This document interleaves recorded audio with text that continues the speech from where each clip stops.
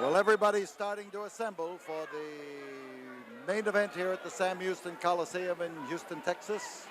The ring is filling, and that means Boyd Pierce can have the opportunity to introduce him. And you see Ivan Koloff over there wielding a red shovel and evidently has plans for Tony Atlas. But let's let Boyd Pierce pick up. 2 out of 3 fall with a 1-hour time limit in the blue corner. 250 pounds from Roanoke, Virginia, Mr. USA, Tony Atlas. Across the ring from Russia, in the red corner, 245 pounds with the shovel that he says he's brought here to bury all American wrestlers with, Ivan Koloff. Your referee, Bronco Libby. Ivan Koloff, a rugged Russian, the man who stopped the long winning streak of WWF champion Bruno Sammartino in New York City's Madison Square Garden, and the toughness of Koloff and his Russian tactics now in against Mr. USA. It's Mr. Russia against Mr. USA with Tony Atlas ready to defend his Mr. USA title, which is the title he won in a bodybuilding contest. But he's willing to defend it in wrestling. Magnificent physique, and Koloff hasn't shut up one time since he came into the ring. Part of his psychology is to get after the individual and to browbeat him before the match starts. Tony Atlas, one of the you hear the fans behind chanting, "You can't beat Texas," which is a cry that Tony Atlas brought into Texas wrestling. But he just said, "You can't beat Texas." He loves it here in spite of the fact that he comes from Virginia. And I don't think Ivan Koloff appreciates Texas or any place else. The effort now between the well-muscled body of Tony Atlas and the power of Tony Atlas against the ruggedness and the toughness of the man from Moscow. And again, his psychology is to tell the fans what he thinks and what he thinks of them, which is not always a smart strategy. Front headlock, and he worked his way in there with that foot to force the opening. It's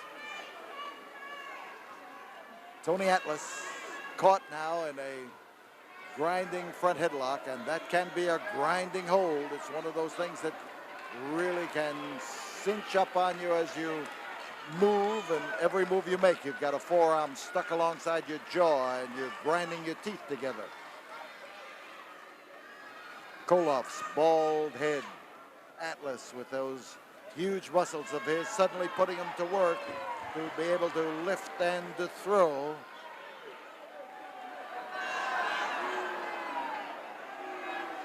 And again, Koloff claims that everything that's happened to him has happened to the garment that he's wearing, but it ain't necessarily so just because Koloff makes the claim.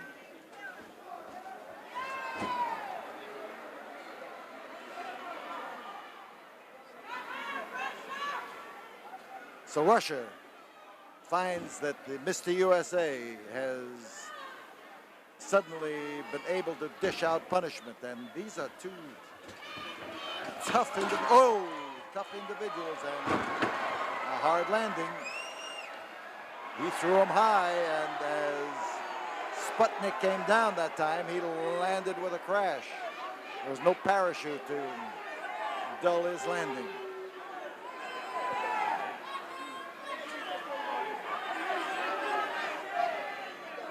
Constant sparring here for openings. Each of them wants to win this first fall. It's always good to be a fall ahead. And Koloff, of course, is a veteran of wrestling on several continents, several styles, Greco-Roman, catch as catch can, American style and European style, and there are differences. Here is a test of strength.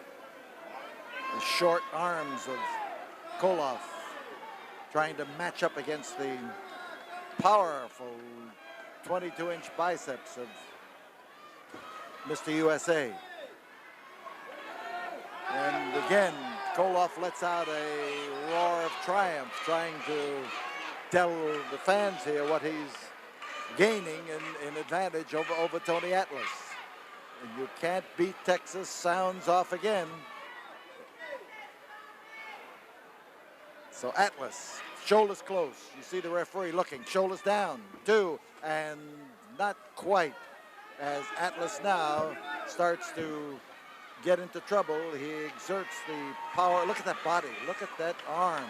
That left arm of his is the one he's really using. And the fans giving him the go, go, go signal. And Tony comes around from an almost impossible position to even things and to stack up against Ivan Koloff.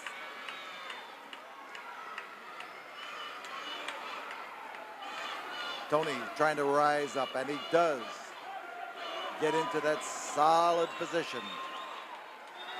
And now he's got the advantage, and with his height, he's going to have a definite advantage as he puts the pressure onto Mr. USSR. He drop kicks well, I'll tell you. He's got springs in his legs when it comes to getting up in the air and shooting those feet out. And for a man who spends much of his time pushing iron around, pumping iron, he moves with the dexterity of a lightweight. Outside, Ivan Koloff. And Koloff is having all the argument he can handle on the outside. When he picks an argument with some of these vociferous Houston fans, he runs into problems. They're going to fight him word for word. Double wrist lock for Ivan Koloff as he takes that powerful right arm and tries to put the twist on it, to turn it up behind the back of Tony Atlas into a hammerlock. But he is stopped. Tony feels that arm going up there, but he's exerting pressure.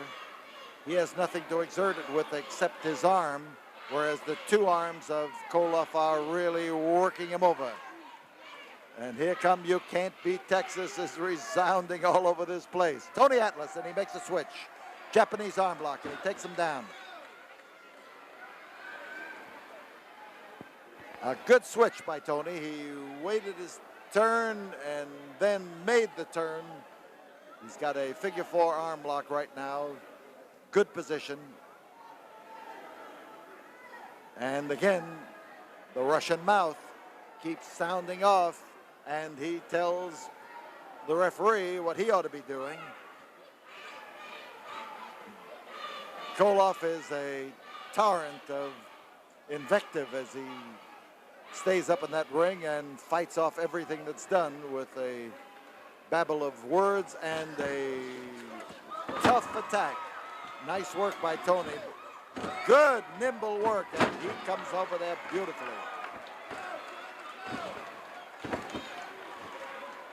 Long been an argument among people who don't lift weights and don't believe in lifting weights, that weightlifting ties you up and inhibits your muscular movement. But they've never seen Tony Atlas in action.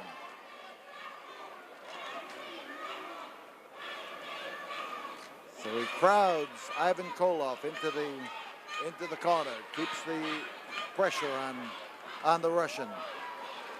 And the Russian's becoming upset at the You Can't Beat Texas behind us. He's telling him to shut up.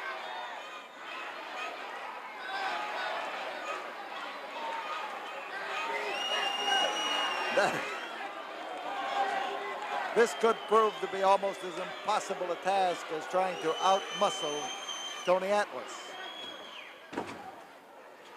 But it's got the dander of the Russian aroused, and you see him uncorking and walloping, trying to put that magnificent mountain of muscle into a mass of helplessness on the mat. Tony is caught now in a succession of punishments that he hasn't had yet in this battle. But this time he rolled right out of it, and there again, the usefulness of that muscle came in mighty, mighty handy. Tony with a lumbering wallop that brings muscle against bone. Oh, timber. There goes Ivan looking for the outside and a place to hold up. Ivan bent over, rubbing his arm. The right arm, he's got a big bandage on that right arm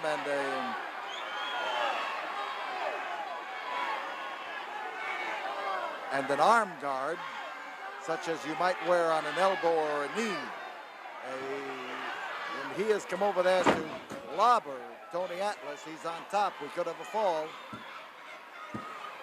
We've got a fall. We've got a fall here with Tony Atlas getting clubbed by that. He was clubbed by that right arm of Ivan Koloff, who looks particularly well pleased with his accomplishment of, with one blow, laying out Tony Atlas and putting him down on that canvas. The first fall of this 2 out of 3 fall match has gone now to the Russian, Mr. Russia, and he's claiming that he's got a sore arm as Branko Lubitsch tries to feel it. We'll be back here in a moment after we have this word from the studio.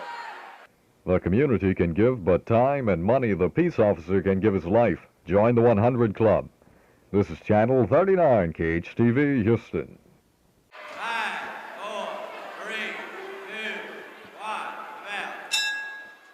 So as the bell sounds, it's the Russian moving in on Tony again, and that arm that he said was hurting him, you can see that he doesn't spare it. Here comes a fall. There's one. Well, there was close. He was trying to follow up on the concussion of the first fall by adding to Tony Atlas's woes in the second. And a solid grip he's got on the huge trapezius muscle on the right side of the neck of Tony Atlas.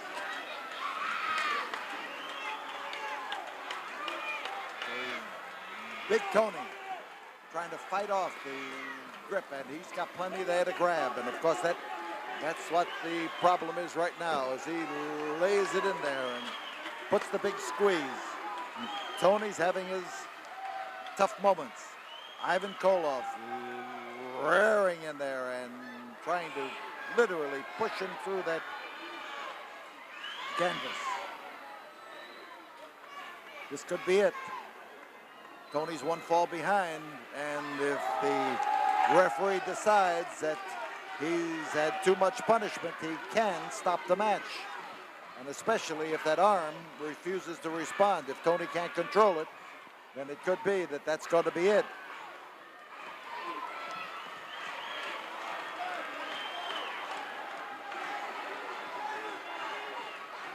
You're looking at the Russian as he bears down on the big trapezius muscle of the boy from Virginia. Tony Atlas, Mr. USA, is starting to rise. He's starting to get everything together, calling on all those muscles to mount an attack, and as he does, he's going to make it difficult for Koloff to hang on to that grip. The fans are with Atlas. They are screaming. They have changed from "you can't beat Texas" to just giving him a "go, come on, go, come on, go." And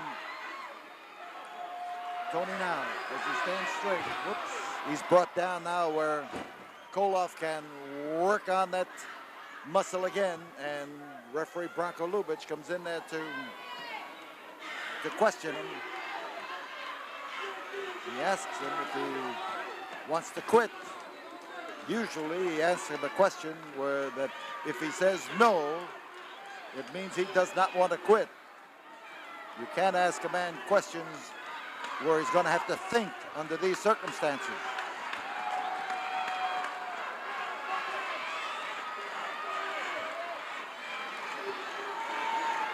So Atlas trying to fight his way out of the grip the Russian has on him, and the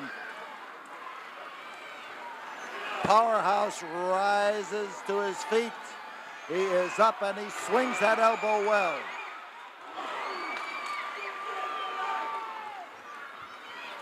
Koloff knows a good thing when he sees it. You saw him snatch him by the trunks and jerk him off balance that time, as well as grab him by the muscle. The big trapezius muscle, the one that holds up your neck, a diamond-shaped muscle that comes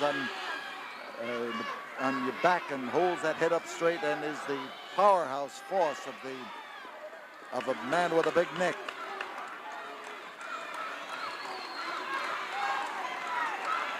So Atlas held that arm up. You couldn't see it because the body of Koloff was in the way, but as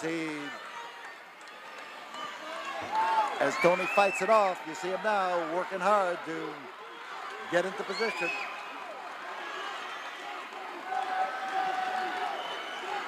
Here he is fighting a little bit more. He's got to get rid of that to get all of the power back in that right hand of his. The longer it holds on there, it interferes with circulation. It interferes with the nerve power. The elbow work. Now, if he can get that arm working, he's going to... There he is. You see him trying to swing it around. He's got to use it. Now he's using it. Now he's using it. Whether he's using it full power or not, he's using it, and that makes the difference. Bear hug. That's the way to use it. And he's putting the squeeze on Russia for sure. And this time, again, he swung that right arm of his, the one with the bandage on it, or the covering, the last, there it is. I was going to say knee pad. I could be wrong. It may be an elbow pad, but it is ostensibly used for that purpose. See, as he swings it around, there doesn't seem to be anything wrong with the manner in which he is able to hit a man with it. He's trying to get that muscle again. He may make it, but he's vulnerable because he's in front of Tony Atlas, and they hit hard.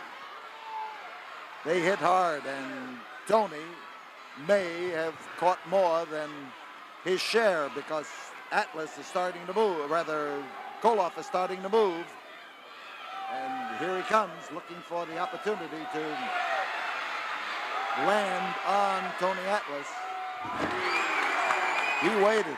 Tony waited there and took a chance so that the Russian would be tempted to jump. And now he starts to take charge.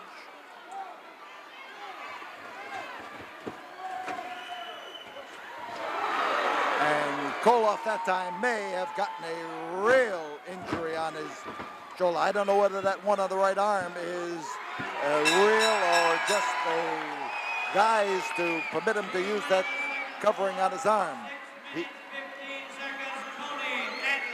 The equalizing fall goes to Tony Atlas with a combination of things that he does well.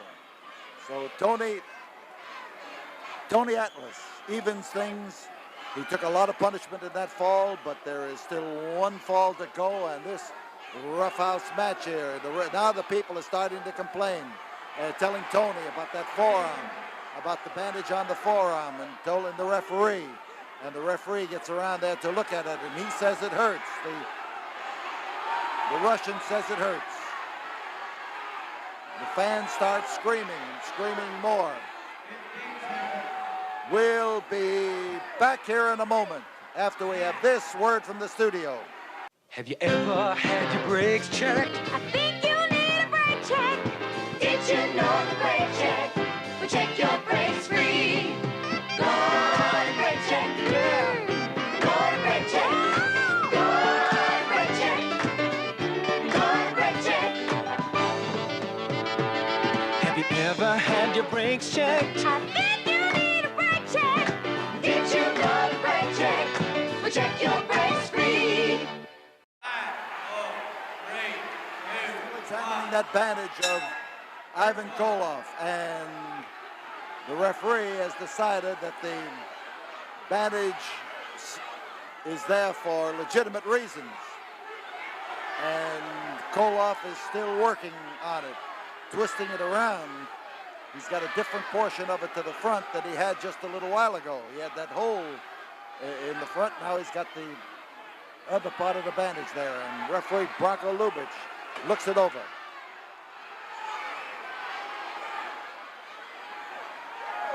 And the fans are up in arms and trying to get the referee to act. And here is Atlas trying now to uncork on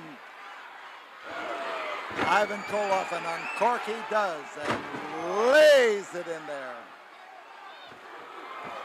His diving headbutt. There's one. Well, we had part of it, but we didn't have enough of it. And Tony is after the bandage, and he caught a wallop with that bandage on that bicep. Oh, solid wallop. And the Russian comes in to try to set him up. Here he is, setting him up for the clothesline, but it didn't work. But that worked, and it worked solid and worked hard. He's going after the bandage again. He's trying to get it off. He's got it off. He's got the bandage off, and at least he has, there he's got it now. And it's in Tony Atlas's hand, and he is now going after Ivan Koloff with it. And Koloff suspects the worst as he starts after him.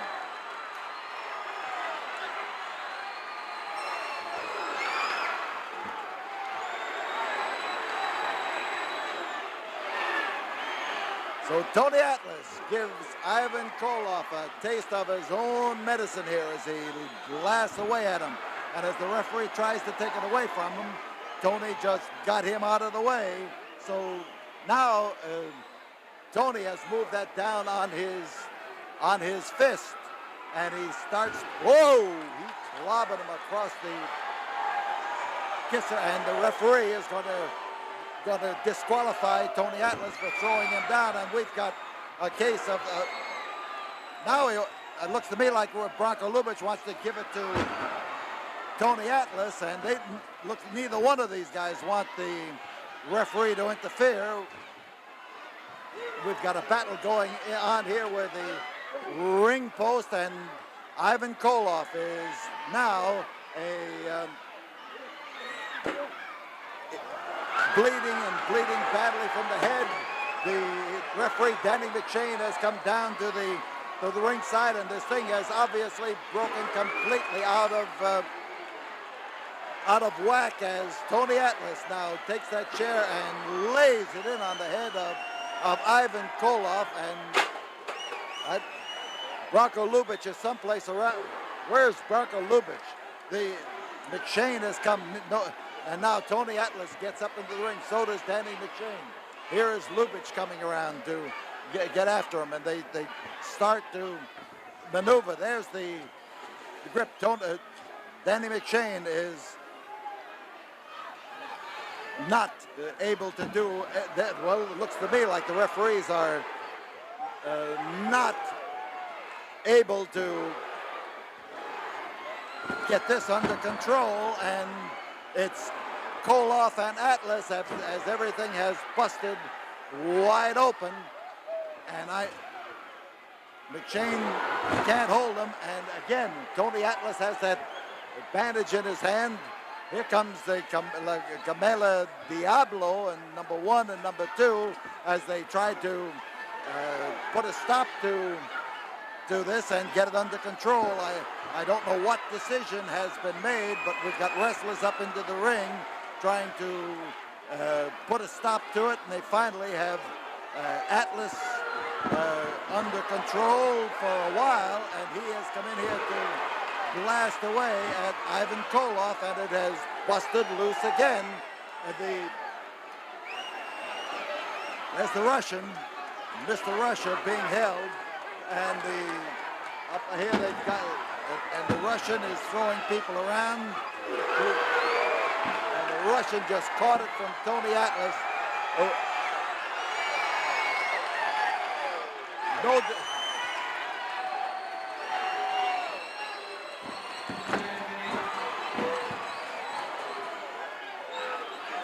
So the Russian is outside the ring.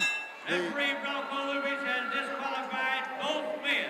Both men have been disqualified here in this third and final fall of this wild battle here at the Sam Houston Coliseum, and you're looking at the face of Mr. Rusher as he tries to get back up in that ring where Tony Atlas is waiting, and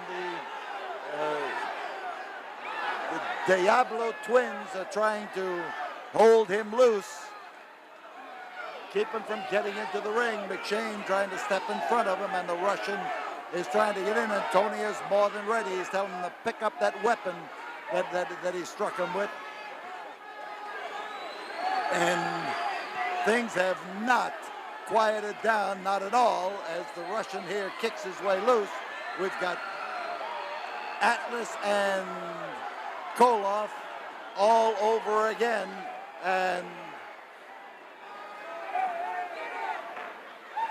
well, the battle is over, but you'd never know it. And Atlas again blasts away at Ivan Koloff. Tony Atlas trying for a high dive, and there goes the Russian, holding onto his head, and he's off here on the concrete.